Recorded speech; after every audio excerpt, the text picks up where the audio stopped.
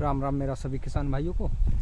आज जो हम बात करने वाले हैं वो ऐसे दो कीटों के बारे में बात करने वाले हैं जो इस समय अगस्त के महीने में दिखाई देते हैं और इनका अटैक ऊपर पत्तियों पर दिखाई नहीं देगा। अगर आप दूर से खेत को देखोगे तो बिल्कुल भी दिखाई नहीं देगा। ये कहाँ से दिखाई देंगे, जैसे कि ये हमारी ये पत्ती है गन्ने की, तो इस गन्ने की पत्ती पे ये निचले वाले पार्ट पर यहाँ पर दिखाई देंगे।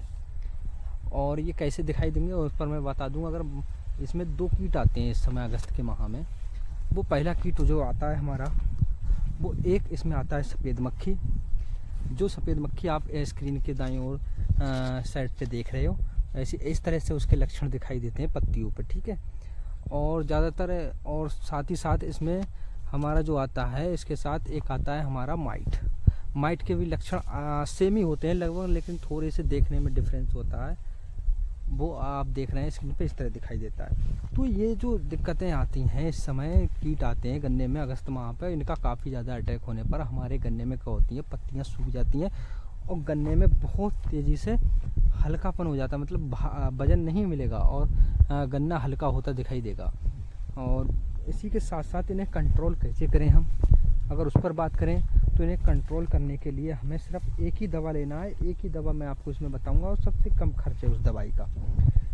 इतना कम खर्च कि आसानी से आप स्प्रे कर सकते हो और उसके साथ में अगर आपको कुछ मिलाना है तो वो भी मिला सकते हो। लेकिन अगर कोई दिक्कत नहीं है खेत में तो आप उसको अकेले ही कीजिए, ज़्यादा बेहतर रिजल्ट मिलेगा आपको देखने के लिए। और इसको कंट्रोल कैसे करें इस पर बात कर लेते हैं। जो दवाई मैं बता रहा हूँ वो 1 एकड़ की बहुत कम खर्चे में आपका काम चलने वाला है। उस दवाई से कोई ज़्यादा महंगी दवाई नहीं आती है। उस दवाई का आपने नाम सुना होगा, मोनोक्रोटोफास, ठीक है।